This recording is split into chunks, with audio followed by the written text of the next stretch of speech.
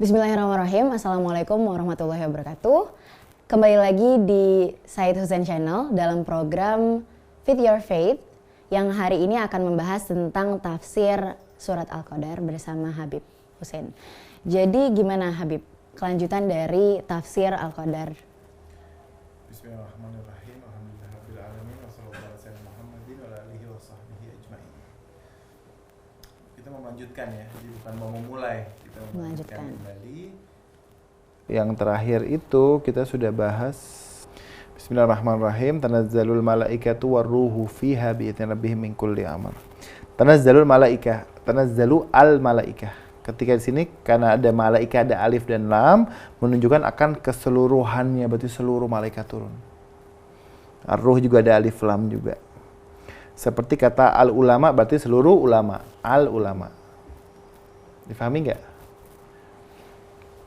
Kita akan bahas apakah ruh itu Allah sanggup dan kuasa untuk melakukan atau mengerjakan segala urusan, akan tetapi hal tersebut diwakilkan kepada para malaikat. Allah mampu nggak dia satu itu sendiri tanpa malaikat? Mampu. Tapi ada perantara. Iya, perantara dan manajemen Tuhan, institusi ilahiyah, adanya nabi, ada rasul, ada malaikat.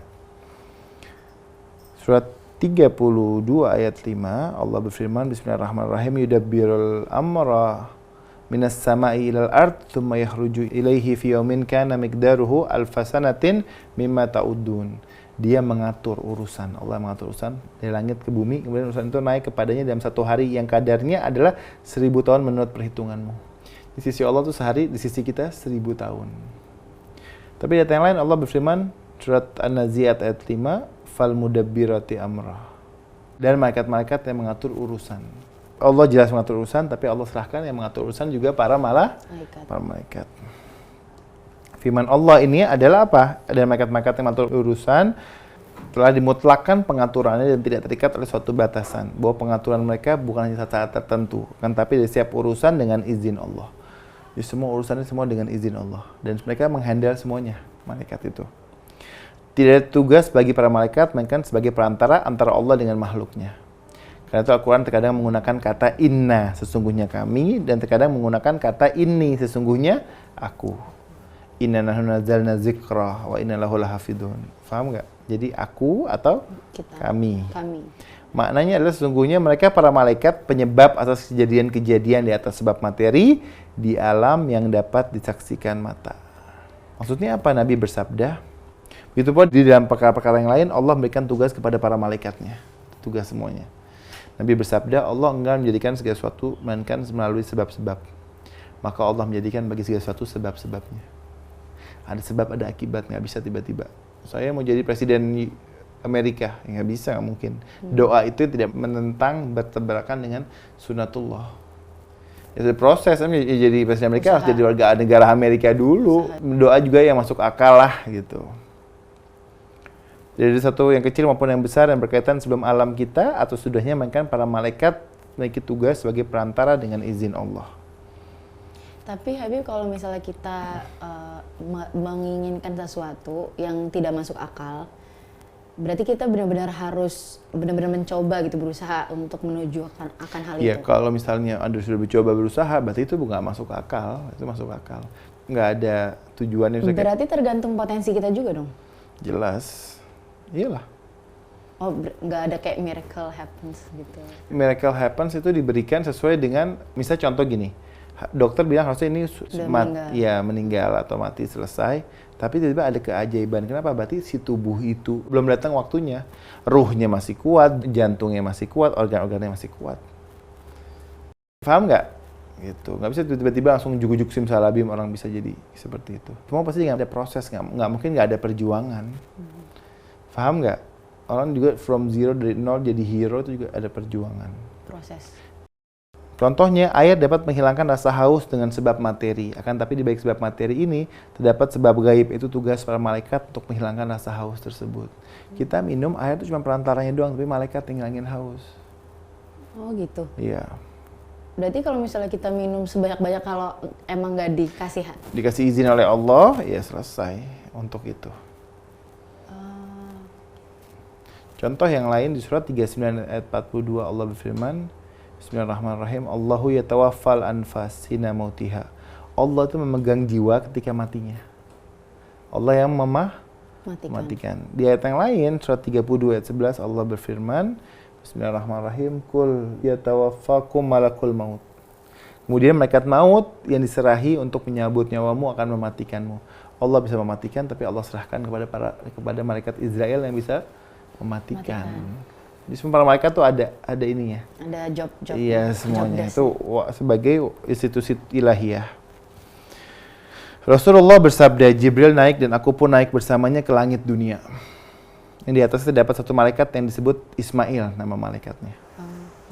Ia adalah malaikat pengusir jin yang mencuri berita. Yang Allah berfirman di surat Jin ayat 10, akan tapi barang siapa di antara mereka yang mencuri-curi pembicaraan, maka ia dikejar oleh suruh api yang menyala. Jin itu sering nongkrong di langit, sering nyuri-nyuri berita. Apa malaikat-malaikat semua ini pembahasannya.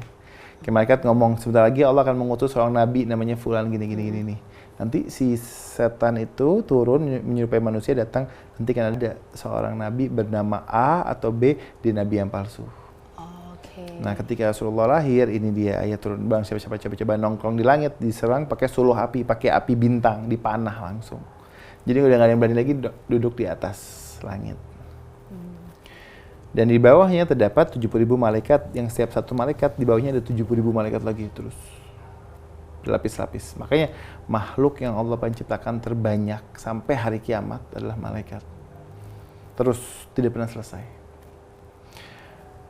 Aku berkata pada Jibril, dan Jibril berada di satu tempat yang tadi digambarkan Allah. Sesungguhnya Al-Quran itu benar-benar firman Allah yang dibawa oleh utusan yang mulia, Jibril. Yang mempunyai kekuatan, yang punya kedudukan tinggi di sisi Allah, yang mempunyai arasy, yang ditaati, di sana di alam malaikat lagi dipercaya nih, sifatnya Jibril. Utusan yang mulia, punya kekuatan, kedudukan tinggi di sisi Allah, yang ditaati, lagi dipercaya. Lalu aku melewati satu malaikat yang sedang duduk di sebuah majelis. Saat itu seluruh dunia berada di antara lututnya. Di antara lutut malaikatnya. Dan di tangannya terdapat lembaran dari cahaya dan ia memandanginya. Sama sekali ia tidak menoleh ke kanan ataupun ke kiri dengan posisi menghadap lembaran itu. Dengan raut sedih. Kemudian Nabi berkata, siapakah ini wahai Jibril? Jibril berkata, ini adalah malaikat maut. Malaikat Israel. Yang sibuk mencabut arwah. Dia malaikat yang paling berat tugasnya. Karena? Aku berkata, iya maksudnya yang paling berat mencabut nyawa itu. Maksudnya apa? Yang dalam riwayat itu masih harus diteliti lagi. Ini dalam riwayat ya, harus dikaji lagi. Habib pernah baca tuh. Untuk menyabut nyawa nggak ada yang mau kecuali Israel. Israel itu bertanya sama Allah, ya Allah, manusia bakal menyalahkan aku kalau aku yang nyabut nyawa. Kenapa ini cabut nyawa? Karena Israel. Orang akan seperti itu. Kemudian Allah berfirman, tidak. Tapi aku akan menjadikan satu alasan untuk mereka meninggal. Maksudnya meninggalnya kenapa? Karena sakit A, sakit B, sakit C, karena kesini, sini. Nah itu riwayat ini harus diteliti lagi. Harus dikaji lagi kesahihannya. Kemudian, Nabi berkata, apakah semua yang meninggal atau sudah mati malaikat ini yang mencabut ruhnya? Jibril berkata, benar. Kemudian malaikat maut berkata, sedunia milikku ketika Allah menundukkannya untukku. Dan dia menempatkannya untukku seperti dirham atau uang logam yang berada di tangan seseorang yang dapat dibolak-balikan sekehendaknya. Jadi dunia ini di Israel seperti logam yang bisa diputar-putar. Kemudian Israel melanjutkan, dan tidak ada satu rumah pun kecuali aku menyelidikinya setiap hari sebanyak 5 kali. Jadi subuh, duha, asar, maghrib, isya mungkin setiap hari Israel datang ke rumah kita 5 kali. Jika ada yang keluarga meninggal dan ditangisi, aku katakan, Israel ngomong, jangan kalian menangisinya, karena aku pasti akan kembali dan kembali lagi kepada kalian sampai tidak tersisa seorang pun dari kalian. Jangan nangis, saya bakal balik lagi, semua saya bakal cabut semuanya ini. Satu penghuni rumah ini tidak ada.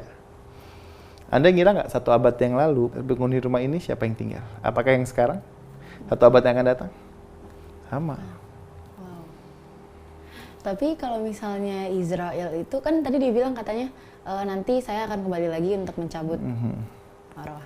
Nah, bukannya setiap manusia itu punya Israel masing-masing? Semuanya punya Israel maksudnya gimana? Maksudnya setiap manusia punya malaikatnya sendiri-sendiri kayak Raqib sama Atid. Iya, kalau Israel enggak. Israel tuh kayak gimana ya? Malaikat tuh tidak terikat dengan ruang dan waktu. Misalnya hari ini ada yang meninggal di rumah sakit sana atau di negeri lain dia meninggal juga. Malaikat tidak terikat dengan ruang dan waktu. berarti cuma satu.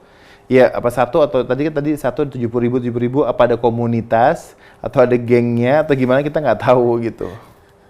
Tapi kan malaikat tuh tidak terikat dengan ruang dan waktu. Difahami nggak? Iya. Iya, apa komunitas atau ada ormas mungkin. Kemudian Nabi bersabda, cukuplah bencana dengan kematian wahai Jibril. Cukup bencana dengan kematian. Kemudian Jibril berkata, sungguhnya setelah kematian itu lebih bencana dan lebih bencana lagi daripada kematian itu sendiri. Kematian itu bencana, kata Jibril, tidak Rasulullah, setelah kematian. Orang mati itu bukan cuma selesai, ada pertanggungjawabannya semua. Halalnya dihisab, haramnya diazab. Halalnya ada pertanggungjawabannya dan haramnya ada sanksinya. Dalam diwan Nabi itu pernah menjelaskan, andaikan manusia itu dikasih umur 1000 tahun, dan 1000 tahun itu semuanya muda, nggak pernah tua, sehat, nggak pernah sakit, kaya, nggak pernah miskin, itu semua mau dia tukar di hari dia malam pertama masuk ke dalam kubur. Dari luar biasa. Makanya sholat wahsyah atau sholat unsi itu, sholat asing di malam asing itu minimal yang bisa nolong. Doa yang hidup menolong Yang mati. yang meninggal. Saya pikir sampai sini dulu kajian kita. Insya Allah kita akan lanjutkan. Tadi kan malaikat, apa itu ruh, kita akan bahas. Terima kasih Habib telah menjelaskan tafsir Al-Qadar. Nah, buat teman-teman semua, kalau misalnya pengen komen di bawah bisa langsung aja komen. Dan jangan lupa untuk like, share, dan juga subscribe. Thank you for watching. Wassalamualaikum warahmatullahi wabarakatuh.